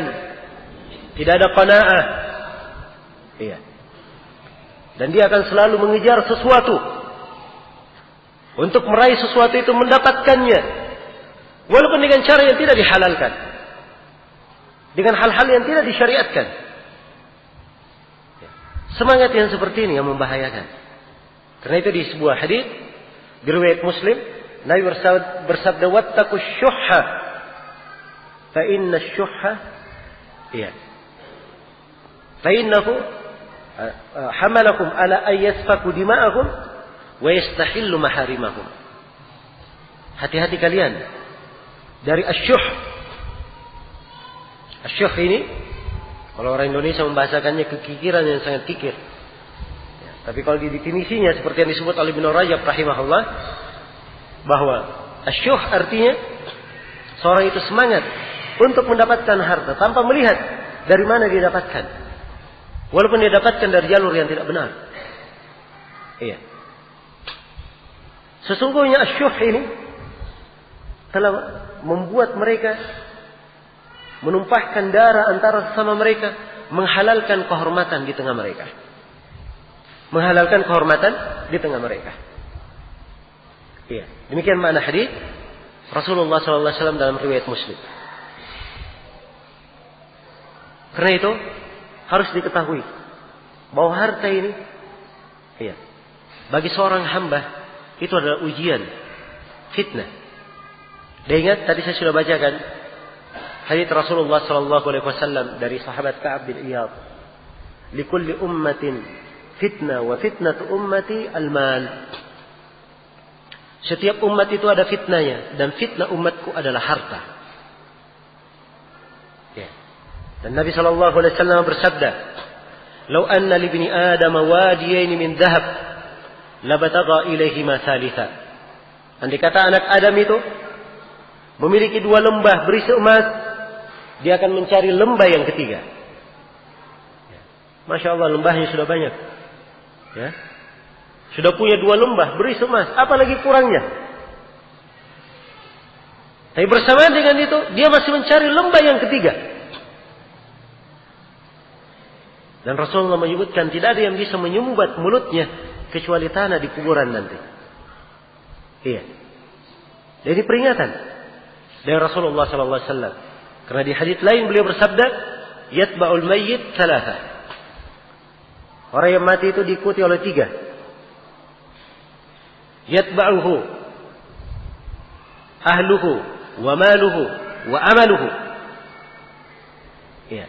Dia diikuti oleh keluarganya, oleh hartanya, dan oleh amalannya. Yang tinggal bersamanya 1, 2-nya kembali. Yang tinggal bersamanya adalah amalannya, harta dan keluarganya akan kembali. Ya. Itulah harta yang manusia dibuat lalai dari Rabbnya. Dan banyak dari manusia karena harta ini dia menjual agamanya. Dan di antara manusia karena harta ini dia rela untuk melanggar perintah Rabbnya, lancang terhadap Rabbnya. Iya. Itulah harta yang tidak akan dia bawa di alam kubur. Dan Nabi SAW memberikan perumpamaan tentang harta itu supaya menjadi pelajaran bagi setiap muslim. Iya. Dalam sebuah hadis yang diriwayatkan oleh Imam Muslim, Nabi SAW pernah melewati sebuah pasar. Iya. Beliau melewati sebuah pasar. Beliau berjalan bersama sejumlah sahabatnya. Kemudian di tengah jalan di pasar tersebut, beliau mendapatkan bangkai anak kambing yang cacat telinganya. Maka beliau angkat bangkai ini. Beliau berkata kepada para sahabat, "Siapa di antara kalian yang ingin membelinya dengan harga 1 dirham? 1 mata uang perak, murah nilainya. Iya. Siapa yang ingin membelinya dengan harga 1 dirham?" Kata para sahabat, "Ya Rasulullah, iya, kami diberi pun belum tentu kami mau. Dia bangkai." Kata Rasulullah, "Kalau begitu siapa yang ingin mengambilnya? Cuma-cuma." Kemudian para sahabat berkata, "Ya Rasulullah, dia hidup pun belum tentu kami terima sebab dia cacat." Iya. Kemudian Nabi berkata, "Wallahi lad dunya ahwanu 'indallahi min hadhihi al-bahimah." Demi Allah, sesungguhnya dunia lebih hina di sisi Allah daripada bangkai ini. Iya. Itulah dunia yang kadang menjatuhkan seorang hamba di dalam berbagai fitnah, di dalam berbagai hal yang memalingkannya dari agamanya. Karena itu Nabi Shallallahu Alaihi Wasallam di sini memberikan wejangan yang sangat indah. Madibani jai'ani ursila fi ghanamin bi afsadalaha min hirsil mar'i 'ala al-mali wasyarafi li dinihi. Tidaklah dua serigala yang kelaparan dilepas di tengah kambing-kambing yang tidak ada penggembalanya. Tidaklah hal tersebut lebih merusak seorang hamba daripada semangat dia mendapatkan harta dan semangat dia untuk merasa tinggi dalam agamanya. Iya. Ini berkaitan dengan harta. Dan ini poin yang pertama. Yang kedua, di dalam hadis disebutkan asy-syaraf lidinihi. Iya. Dia selalu ingin syaraf, merasa tinggi, merasa lebih. Iya. Selalu ingin berada di atas. Selalu ingin menjadi pemimpin. Ya. Tiap kali ada masalah, seakan-akan dia harus di depan. Ya. Seakan-akan kalau ada masalah, tidak ramai. Kalau tidak, dia nggak hadir di situ. Ini termasuk bentuk dari apa? Asy-syaraf lidinihi. Dan seorang hamba yang punya semangat seperti ini sangat mencelakakan dirinya. Sangat mencelakakan dirinya. Ya. Karena kehidupan akhirat itu diberikan untuk orang-orang yang tidak menghendaki ketinggian di dalam kehidupannya. Allah berfirman, "Tilka darul akhirah naj'aluha lil ladzina la yuriduna 'uluwan fil ardi wala fasada wal aqibatu lil muttaqin." Itulah kehidupan akhirat yang kami jadikan untuk orang-orang yang tidak menghendaki ketinggian di kehidupan dunia. Dan juga tidak menghendaki kerusakan. Dan akibat yang terbaik itu adalah untuk orang yang bertakwa. Jadi kalau dia hidup untuk mengadakan perbaikan. Dia hidup beramal memang karena perintah agama dengan keikhlasan. Bukan untuk menampilkan dirinya, mengangkat dirinya. Ini adalah suatu hal yang baik. Dan itulah kehidupan akhirat untuk orang yang bertakwa. Iya. Tapi yang menjadi masalah, hal yang seperti ini, asy-syaraf lidinihi. Dan fenomena yang seperti ini banyak penjabarannya di masa sekarang ini. Di antara penjabarannya adalah seorang yang masuk di dalam masalah yang bukan haknya dia masuk ke situ. Iya. Dia kadang seorang penuntut ilmu. Tapi masalah-masalah yang seperti itu adalah tugas dari para ulama untuk membicarakannya. Bukan urusannya. Masuk ke dalam hal-hal yang seperti ini. Begitu dia masuk, ini adalah orang yang asy-syaraf lidinihi. Termasuk di dalam hadits ini. Dan ini merusak seorang hamba. Bukan hanya merusak dirinya, tapi juga merusak orang lain. Juga merusak orang lain. Dan ini adalah sebab penyimpangan. Ya. Di antara sebab penyimpangan. Kemudian di antara penjabarannya dari orang yang selalu ingin merasa tinggi di dalam agamanya, iya. Dia berbicara tentang sesuatu yang dia tidak mempunyai ilmu tentangnya. Tidak mempunyai ilmu tentangnya. Dan ini bahaya yang lain. Dan ini juga sebenarnya termasuk hal yang kalau digolongkan kita masukkan ke dalam poin-poin yang menjadi titik penyimpangan. Ini adalah bagian dari titik penyimpangan. Berbicara tanpa ilmu. Dan ini bahaya yang sangat besar bagi seorang hamba.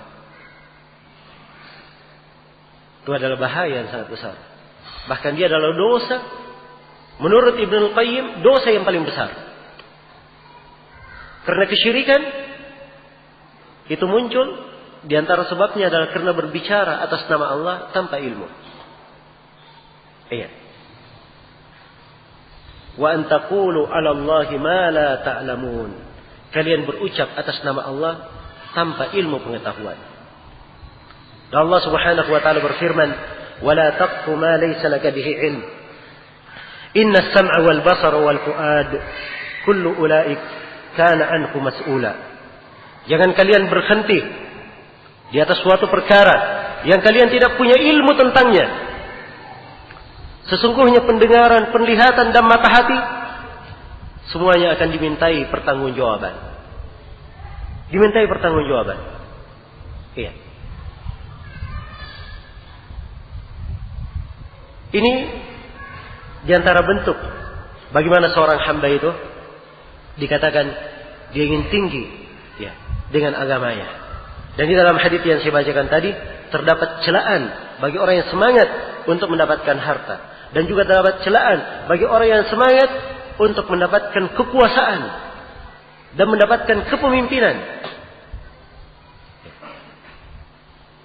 Sebab seorang yang mengharapkan kepemimpinan semangat mendapatkannya, ini adalah hal yang dilarang oleh Rasulullah sallallahu alaihi wasallam.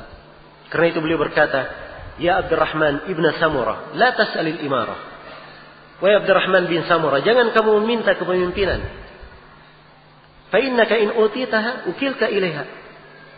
Sebab kamu kalau diberi kepemimpinan itu akan diserahkan kamu, hal itu akan dilimpahkan kepadamu. Allah tidak akan membantu engkau di dalamnya. Coba bayangkan kalau seorang hamba Allah berlepas diri darinya.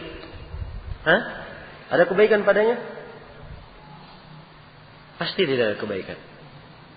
Karena itu dari doa yang selalu kita ucapkan di pagi dan petang, Ya Hayyu Ya Qayyum bi rahmatika astaghith, aslih li sya'ni kullah wa la takilni ila nafsi. Ia memohon kepada Allah agar supaya jangan sampai ia dikembalikan kepada dirinya. Karena kalau seorang sudah dibiarkan dia sendiri yang mengatur dirinya, pasti tidak akan membawa keberuntungan baginya. Iya. Dilarang untuk memohon dan meminta kepemimpinan. Meminta kepemimpinan. Di dalam hadis Abu Hurairah diriwayatkan oleh Imam Al-Bukhari dan Imam Muslim, Rasulullah sallallahu alaihi wasallam bersabda, "Satahrisuna 'alal imarah wa satakunu 'alaikum nadamatan yaumal qiyamah." Kalian akan semangat nanti mendapatkan kepemimpinan. Dan kepemimpinan tersebut akan menjadi penyesalan pada hari kiamat. Iya, penyesalan pada hari kiamat. Fa ni'mal murdi'atu wa bi'satil fatimah. Maka kalau dia memimpin sangat banyak kenikmatan yang dia dapatkan. Dia bisa memanen, mengambil. Tetapi ingat, kalau dia sudah lepas, sungguh itu adalah hal yang paling jelek baginya. Sebab banyak pertanggungjawabannya di depan Allah Subhanahu wa taala. Ya. Dan ini yang menjadi masalah di tengah manusia. Tatkala orang-orang berlomba-lomba untuk mendapatkannya, ya. Memasang bahwa dirinya lah yang berhak untuk menjadi pemimpin ini, pemimpin itu, ya. Dia berekomendasi bahwa inilah harapan bagi manusia. Pembaharuan, wajah baru dan selainnya dari bahasa-bahasa yang biasa dilihat. Ini orang-orang yang mencari dunia, kepemimpinan dengan dunia. Dan ada sebagian ia mencari kepemimpinan di dalam agama. Iya. Seakan-akan pada setiap masalah dia adalah tokoh dan harus berbicara di situ. Seakan-akan pada setiap permasalahan dia harus ikut di masalah tersebut dan harus memberikan penyelesaian. Dan ini adalah bentuk syaraf semangat seseorang untuk ia merasa tinggi dalam agamanya. Dan ini bukan sifat seorang penuntut ilmu, apalagi sifat seorang ulama. Iya. Sekali lagi, hadis Rasulullah sallallahu alaihi wasallam ini sangat indah kandungannya. Iya. Dari Ibnu Rajab rahimahullahu taala, beliau punya karya tulis tersendiri menjelaskan hadits yang saya bacakan tadi. Iya, madi bani ja'iani ursila fi ghanamin bi aqsadalaha min hirsil mar'i 'ala al-mali wasyarafi li dinihi. Tidaklah dua serigala yang kelaparan yang dilepas di tengah kambing, tidak ada pengembalanya. Tidaklah hal ini lebih merusak bagi seorang hamba melebihi semangatnya terhadap harta dan semangatnya untuk merasa tinggi dalam agamanya. Iya. Karena itu dari contoh yang kita lihat dari para ulama kita, dari contoh yang kita lihat dari para ulama kita adalah mereka wara di dalam masalah-masalah yang mereka kadang belum waktunya untuk masuk di dalam masalah tersebut. Padahal masalah-masalah umat adalah dikembalikan kepada para ulama. Dikembalikan kepada para ulama. Dan saya ingat ketika terjadi suatu permasalahan di Yaman antara sebagian masyayikh, saya mendatangi rumah Syekh Rabi' hafizahullah ta'ala. Dan saya berkata, wahai Syekh, kenapa antum tidak masuk di dalam hal ini dan mendamaikan antara kedua belah pihak? Beliau berkata, dan ini awal-awal kejadian, beliau berkata, tidak setiap masalah saya masuk di dalamnya. Itu adalah fitnah, insyaallah ta'ala akan sirna bersama hari-hari yang berlalu.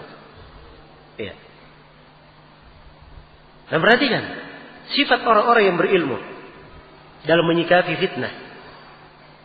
Berbeda dengan orang-orang yang jahil. Tiap kali ada masalah, dia pasti di depannya mengusungnya, menjadi ikon di depannya dalam fitnah tersebut. Dan ini bentuk syaraf pada seorang hamba di dalam agamanya. Hendaknya seorang berhati-hati dari perkara ini. Kemudian di antara hal yang ingin saya ingatkan di sini sebagai dasar dan pijakan untuk kita semua,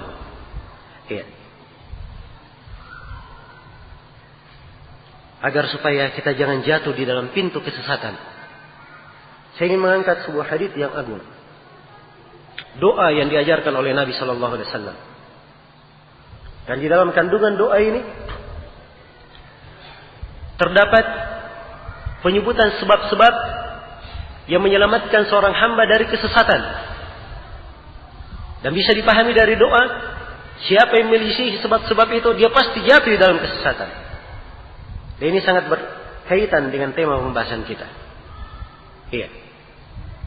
Doa yang saya maksud adalah doa yang diajarkan oleh Nabi Sallallahu Alaihi Wasallam dalam hadits riwayat Bukhari dan Muslim dari Ibnu Abbas. Cuma konteks yang saya akan bacakan itu di riwayat Muslim. Rasulullah Sallallahu Alaihi Wasallam mengajarkan doa. Kata Ibnu Abbas, Rasulullah membaca doa, Allahumma laka aslamtu wa bika amantu wa alayka tawakkaltu wa ilayka anabtu wa bika khasamtu a'udzu bika. Baik. Allahumma inni a'udzu bi'izzatika la ilaha illa anta an tudillani antal hayyul ladzi la yamut wal jinnu wal insu yamutun.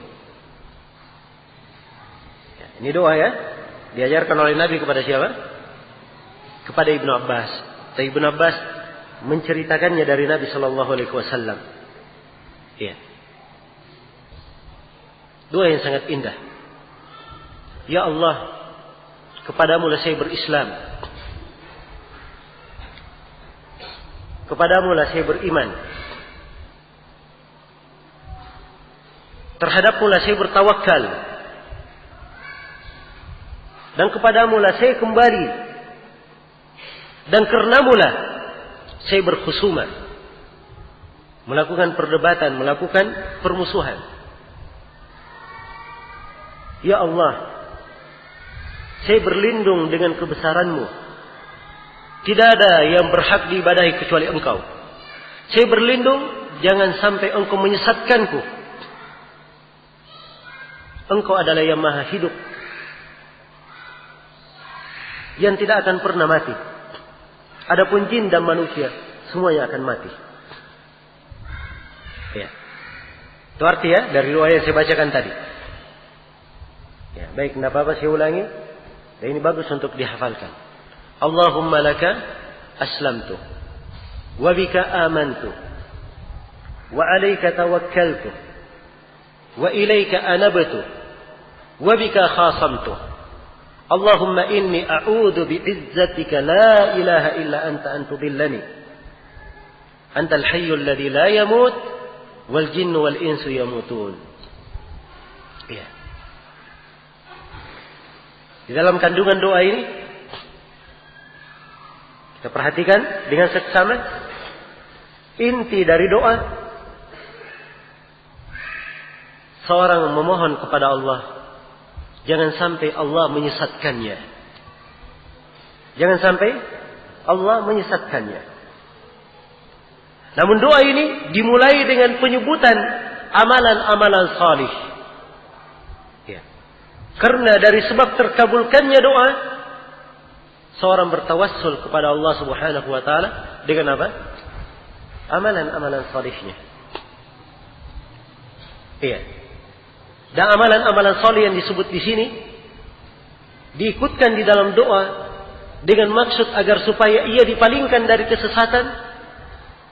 Terdapat di dalamnya isyarat bahkan tanbih, peringatan bahwa amalan-amalan salih tersebut adalah hal yang menjaga seorang hamba tidak jatuh di dalam kesesatan. Iya. Dan inilah yang ingin saya ingatkan dari hadits ini. Dan ini termasuk fikih. Iya. Jarang dari kaum muslimin yang mengkajinya, yang memperhatikannya. Apalagi di pembahasan doa, sebab kebanyakan orang kalau doa dianggap doa itu hanya dia baca ketika dia punya keperluan saja, ada hajat saja. Dia tidak memahami bahwa pada doa-doa Rasulullah sallallahu alaihi wasallam terdapat makna-makna yang sangat agung. Kalau dijabarkan maknanya, terdapat kaidah-kaidah pokok di dalam agama. Bekal-bekal yang diperlukan oleh seorang hamba di dalam kehidupannya. Iya. Allahumma laka aslamtu. Ya Allah, kepadamu lah saya berislam. Disebutkan keislamannya. Iya. Kepadamu lah saya berislam. Karena keislaman adalah jaminan bagi seorang hamba di atas kebaikan. Dan Allah tidak menerima dari seorang hamba kecuali keislaman. Wa may yabtaghi ghairal islami dinan fala yuqbala min wa huwa fil akhirati minal khasirin. Siapa yang mencari agama selain daripada keislaman, tidak akan diterima darinya. Ya. Dan dia di akhirat kelak sebagai orang yang merugi.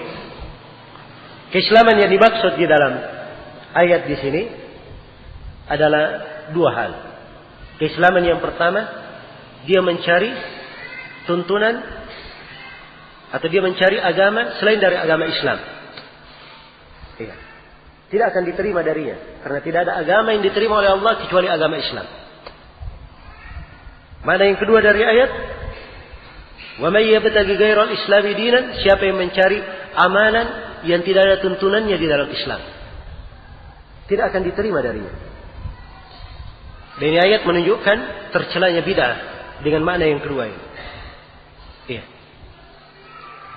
Dan tidak boleh seorang membuat perkara baru di dalam agama. Itu keluar dari jalan Islam, menyesatkan seorang hamba. Kalau dia berislam dengan keislaman yang benar, maka keislamannya ini akan menjaganya di atas petunjuk, akan menjaminnya tidak masuk ke dalam pintu-pintu kesesatan. Iya.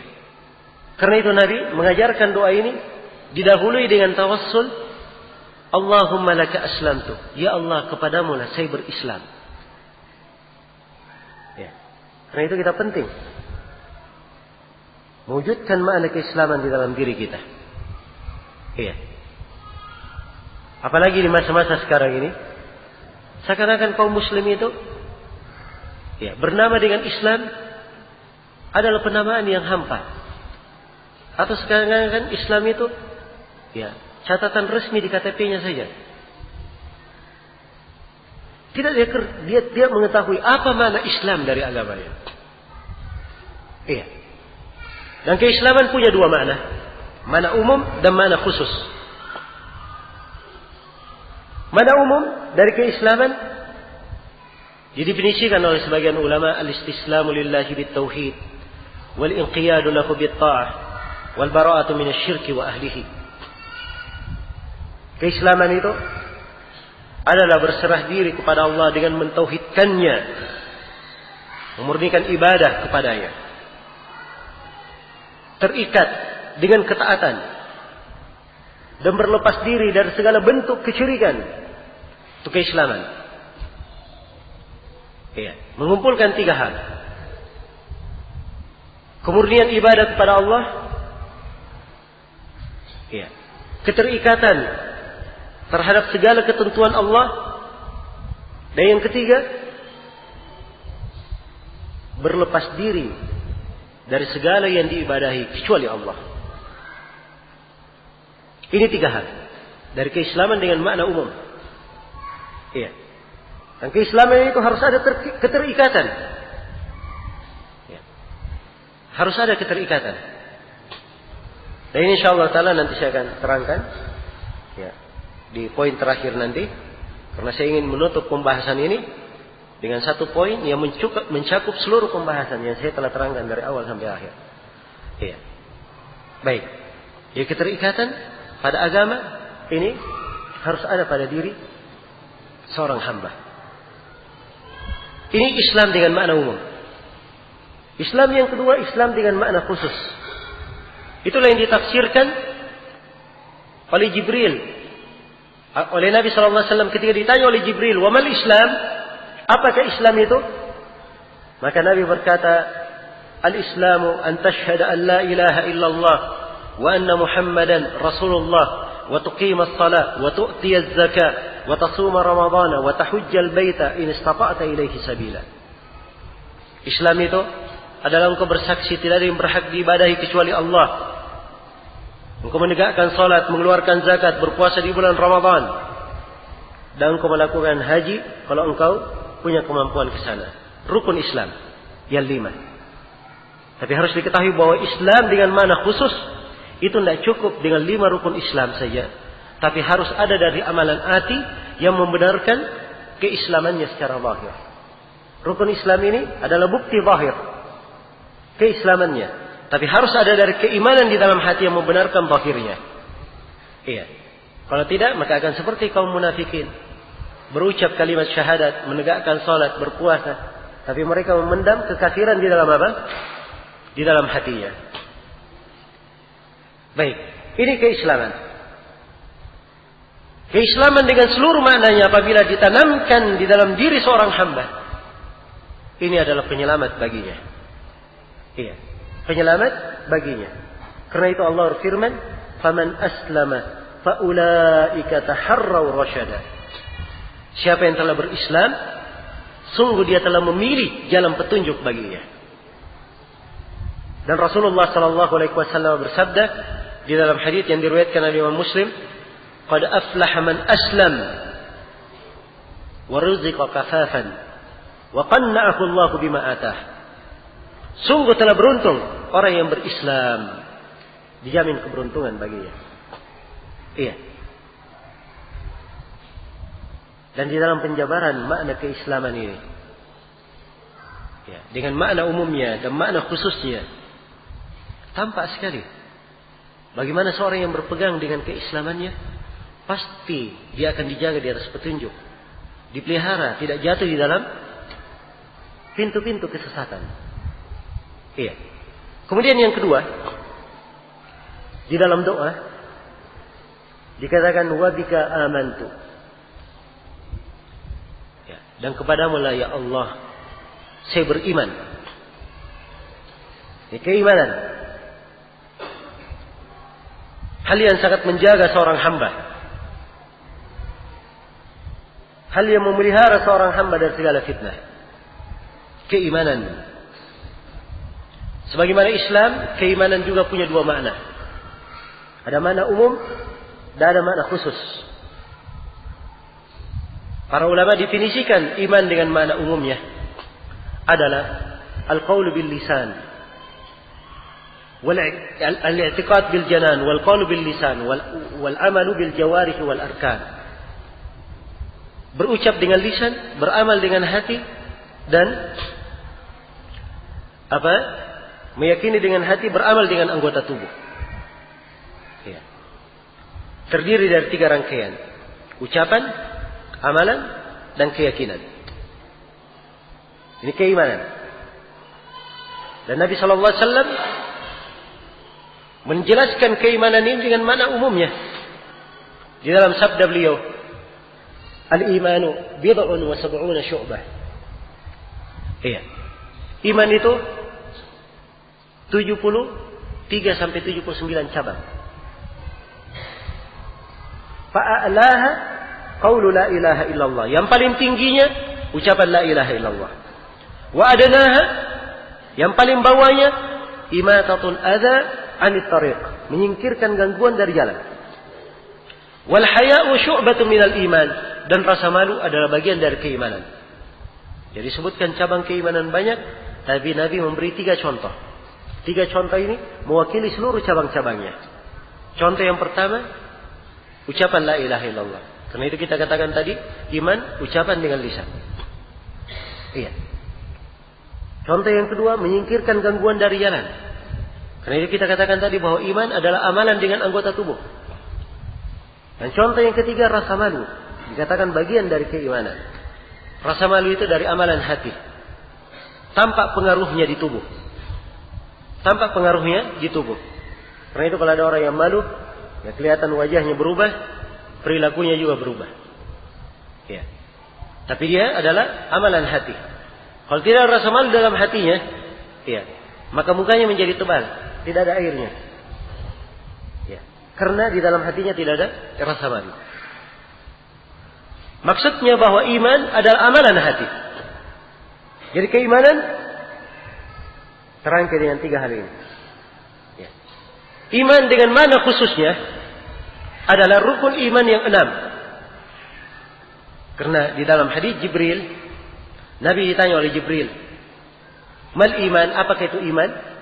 Nabi menjawab, an tu'mina billahi wa malaikatihi wa rusulihi wa kutubihi, ya, wal yaumil akhir, wa tu'mina bil qadari khairihi wa syarrihi. Iman itu adalah engkau beriman kepada Allah, beriman kepada para malaikatnya, beriman kepada kitab-kitabnya, beriman kepada para rasulnya, dan engkau beriman kepada hari akhirat, serta engkau beriman kepada takdir yang baik dan buruknya. 6 keimanan. Keimanan di sini didefinisikan oleh Nabi kebalikan dari apa? Keislaman. Disebutkan keimanan amalan hati. 6 perkara, 6 rukun iman, semuanya amalan hati.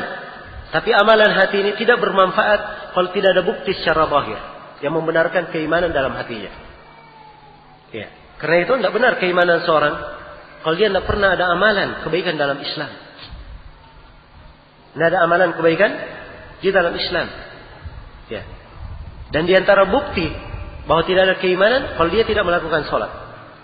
Di pendapat kebanyakan ulama. Baik. Ini makna iman. Dan iman dengan makna umumnya ini sama dengan makna Islam secara umum. Iya. Dan harus diketahui kalau kita melihat cabang-cabang dari keimanan dan bagaimana indahnya keimanan tersebut, akan tampak bahwa seorang yang menjaga keimanannya ini adalah kunci penyelamatnya dari segala pintu kesesatan. Ya. Karena dengan keimanan Allah selalu memberikan kepadanya petunjuk, selalu diberi cahaya, dijauhkan dari kegelapan. Allah berfirman, Allahu waliyul ladzina amanu yukhrijuhum minadh-dhulumati ilan nur. Allah adalah wali orang-orang yang beriman, mengeluarkan mereka dari kegelapan menuju kepada cahaya. Iya. Tatkala dia dihadapkan pada suatu permasalahan, dia dihadapkan oleh suatu fitnah, dihadapkan oleh suatu bahaya, Allah memberikan pembelaannya untuk orang-orang yang beriman. Allah menyatakan, innallaha yudafi'u 'anil ladzina amanu. Sesungguhnya Allah membela orang-orang yang beriman. Dan pembelaan, pertolongan Allah itu adalah hal yang dipastikan untuk orang-orang yang beriman di kehidupan dunia dan di kehidupan akhirat. Allah berfirman, inna lanansuru rusulana walladzina amanu fil hayatid dunya wa yawma yaqumul ashhad. Sesungguhnya kami akan menolong para rasul kami dan menolong orang-orang yang beriman di kehidupan dunia dan di kehidupan tatkala saksi-saksi berdiri memberikan persaksian, yaitu pada hari kiamat. Iya. Jadi perhatikan buah dari keimanan ini. Manfaat dari keimanan. Kalau dipelihara oleh seorang hamba, maka ini akan menghindarkannya dari kesesatan. Sebaliknya kalau dia bergampangan dengan makna ini, dia jauh dari hal-hal yang menambah keimanannya. Bahkan dia melakukan perkara-perkara yang mengurangi keimanannya, maka ini akan mengantarnya kepada pintu kesesatan. Iya. Dan iman itu semakin berkurang, maka akan semakin mengarahkan seorang hamba kepada hal yang membahayakannya. Karena itu kata sebagian ulama atau kata sejumlah ulama, al-ma'asi baridul kufur.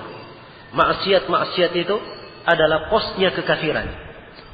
Posnya kekafiran. Iya. Dari pos inilah ia mengarah kepada apa? Kekafiran. Kemudian dalam kelanjutan doa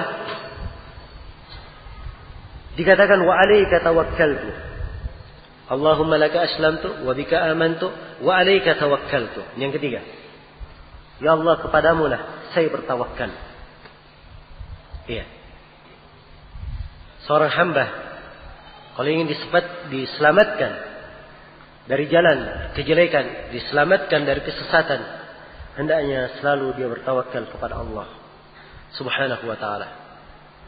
Ya, dan harus diketahui ya bahwa tawakal itu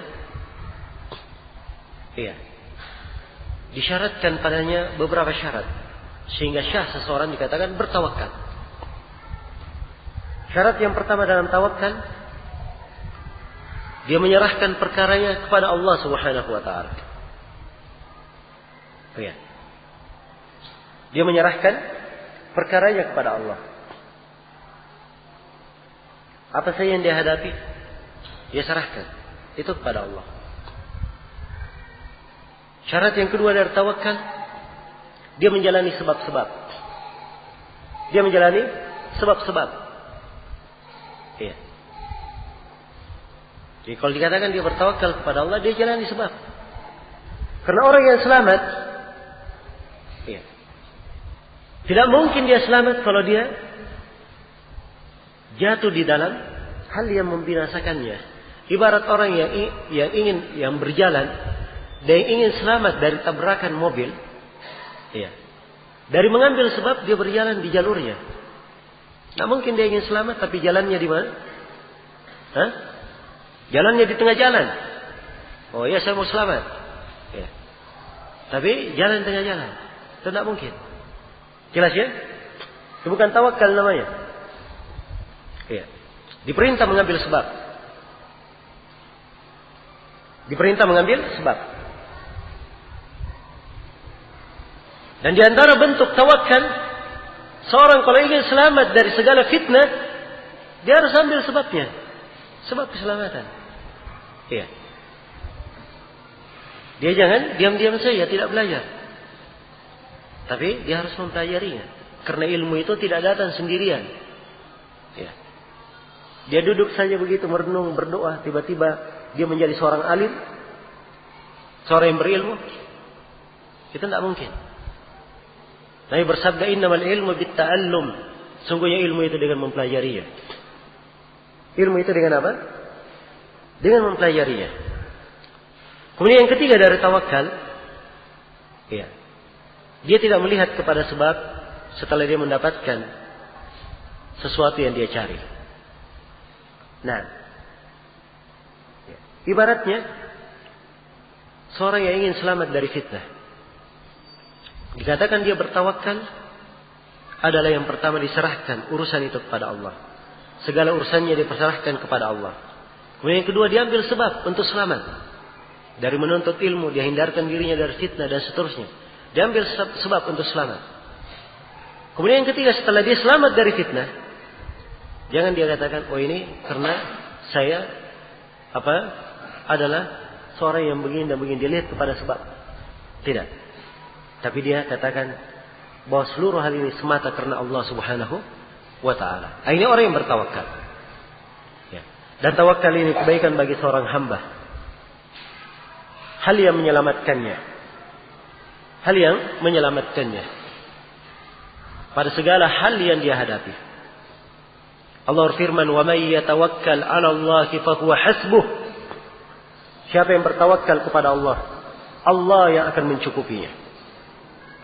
Kemudian keempat dalam kelanjutan doa, "Wa ilaika anabtu." Dan kepadamu lah ya Allah saya berinabah. Inabah bisa bermakna bertobat, bermakna dia kembali kepada Allah. Walaupun makna inabah lebih luas daripada makna tobat. Tapi kadang diartikan bertobat, beristighfar. Iya. Dan ini adalah hal yang indah bagi seorang hamba. Kalau dia ingin selamat. Ya. Karena seorang hamba yang tidak merasa ada kesalahan pada dirinya. Seorang hamba yang tidak pernah merasa bahwa dirinya banyak kekurangan. Seorang hamba yang tidak merasa bahwa dirinya banyak kelemahan. Cenderung untuk jatuh di dalam fitnah. Untuk disesatkan. Karena dia merasa dirinya sempurna. Merasa dirinya tidak ada kekurangan. Ya. Merasa dirinya tidak ada kekurangan. Ia pun gampang untuk jatuh dalam kesesatan. Waliyahzubillah. Karena itu, kewajiban berinabah. Ini merupakan sifat para nabi dan para rasul. Iya. Hal yang dijelaskan di dalam Al-Quran dengan berbagai bahasa. Dan diterangkan oleh Nabi SAW. Baik. Kemudian yang kelima. Wabika khasamtu. Dan karenamulah saya bertikai. Karenamulah saya mengadakan permusuhan. Jadi kalau seorang bermusuhan, seorang berdebat, ya, seorang berdiskusi, semuanya karena Allah. Karena membela agama Allah. Ya. Membela kebenaran. Membela kebenaran. Dan inilah yang repot di masa fitnah. Ini yang repot di masa fitnah. Ya. Dan ini fikih banyak yang tidak memahaminya.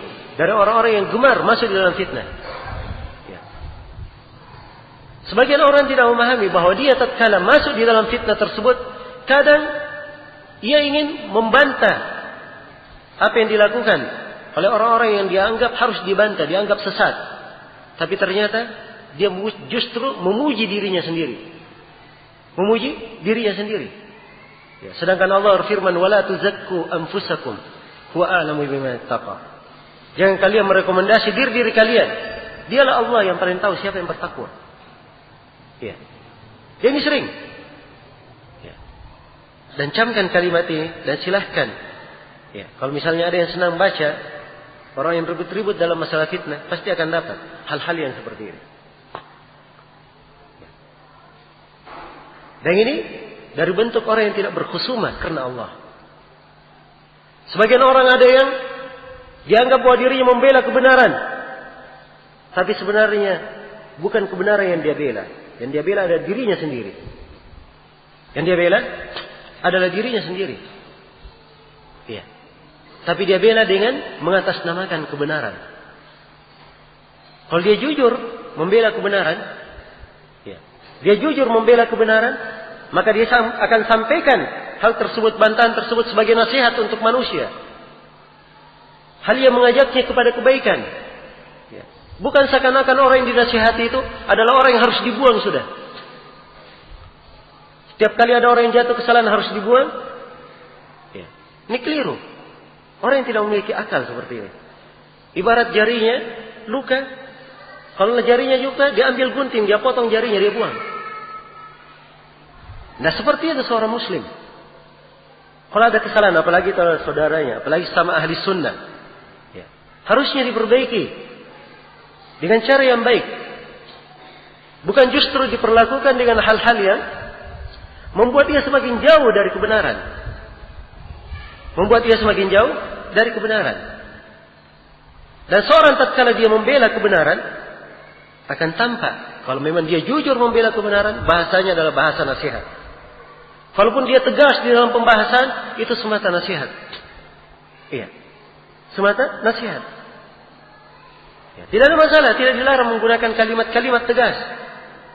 Ya, Nabi berkata tentang orang-orang Khawarij, ulaika kilabu ahlin nar. Mereka adalah anjing-anjing penghuni neraka. Tegas bahasa Nabi. Tapi ini peringatan keras, jangan sampai mengikuti jalan mereka. Ya, sebab orang ini, orang-orang Khawarij sangat menipu.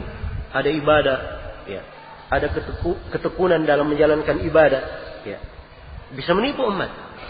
Dalam hal yang seperti ini tidak ada masalah. Seorang membahasakannya dengan bahasa yang tegas, tetapi dipahami darinya nasihat.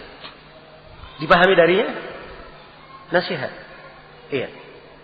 Karena itulah, ya, apalagi masuk di dalam urusan fitnah, itu bukan urusan setiap orang. Sekali lagi bukan urusan setiap orang. Alim ulama saja, tidak semuanya mau masuk di dalamnya. Ya. Apalagi kalau dia bukan ulama. Ya. Syukur kalau dia penuntut ilmu. Kalau dia bukan penuntut ilmu, maka ini akan lebih apa? Lebih membahayakan dirinya. Iya. Maka setiap orang hendaknya mengetahui kadar dan kedudukan dirinya masing-masing. Jadi ini 5 hal disebutkan oleh Nabi sallallahu alaihi wasallam. Iya. Allahumma laka aslamtu wa bika amantu wa alayka tawakkaltu wa ilayka anabtu wa bika khasamtu. 5 hal. Tawassul dengan 5 perkara. Kemudian doanya dipanjatkan, Allahumma ya Allah, inni a'udzubika, sesungguhnya saya berlindung kepadamu. Apa? Inni a'udzu bi'izzatika, sesungguhnya saya berlindung dengan keagunganmu. La ilaha illa anta, tidak ada yang berhak diibadahi kecuali engkau. Anta billani, saya berlindung jangan sampai saya disesatkan. Subhanallah. Perhatikan ya. Ya, bahasa dari doa ini. Dari akar-akar tauhid yang diterangkan 5 perkara. Perlindungan kepada Allah. Kemudian disebutkan kalimat tauhid. La ilaha illa anta. Ya. Yang dimana ini yang menjamin keselamatan seorang hamba. Dia sebutkan seluruh hal ini untuk memohon. Jangan sampai ia disesatkan oleh Allah. Ya. Karena itu harus ada kekhawatiran pada seorang hamba. Dia jatuh di dalam kesesatan. Sebab tidak ada yang menjamin dirinya. Siapa yang bisa menjamin dirinya? Dia bisa istiqamah sampai akhir hayatnya. Siapa yang menjamin dirinya? Dia selalu berada di atas ketaatan. Ya. Jangankan kita, para sahabat saja. Ya. Yang sebagian mereka kadang sudah tahu bahwa Nabi memberikan jaminan surga baginya. Kadang masih mengkhawatirkan dirinya. Perhatikan Umar bin Khattab. Luar biasa. Masih bertanya kepada Hudzaifah. Apakah saya disebut oleh Nabi dari golongan munafikin? Sebab Nabi membisikkan kepada Hudzaifah nama-nama kaum munafikin. Ya. Disimpan oleh Hudzaifah. Karena itulah Hudzaifah digelari sebagai sahibus sirrin Nabi sallallahu alaihi wasallam. Orang yang memegang rahasia Nabi. Ya. Umar bertanya, apakah saya termasuk yang disebut oleh Nabi? Padahal beliau adalah orang yang dijamin masuk surga oleh Rasulullah sallallahu alaihi wasallam. Iya. Masih mengkhawatirkan dirinya. Ya. Karena itu harus ada kekhawatiran pada diri kita. Dan ini termasuk ya, hal yang mendasari kenapa kita membahas sebab-sebab penyimpangan. Ya. Sebab-sebab penyimpangan. Karena tidak ada dari seorang hamba yang merasa aman pada dirinya. Dari sebagian sahabat, iya, walaupun ada permasalahan dalam sanadnya, dikatakan oleh Ibnu Mas'ud, "Fa innal hayya la tu'man 'alaihi al-fitnah." Sungguhnya orang yang hidup itu tidak ada yang aman dari fitnah. Tidak ada yang aman dari fitnah. Ya. Kemudian di akhir doa, "Antal hayyul ladzi la yamut." Engkau ya Allah yang maha hidup yang tidak akan mati. Adapun jin dan manusia semuanya akan mati. Wal jinnu wal insu yamutun. Di akhir doa ini terdapat ia bersandar penuh kepada Allah yang maha hidup. Dan terdapat ia mengingat dan menyadari bahwa yang namanya jin dan manusia semuanya pasti akan mati. Dan semuanya akan kembali kepada Allah subhanahu wa ta'ala. Ya, jangankan kita, Nabi Muhammad saja, hamba yang paling mulia, juga meninggal dan kembali kepada Allah Allah berfirman kepada nabinya, innaka mayyitun wa innahum mayyitun. Sungguhnya engkau Nabi Muhammad adalah akan mati dan mereka juga semua akan mati.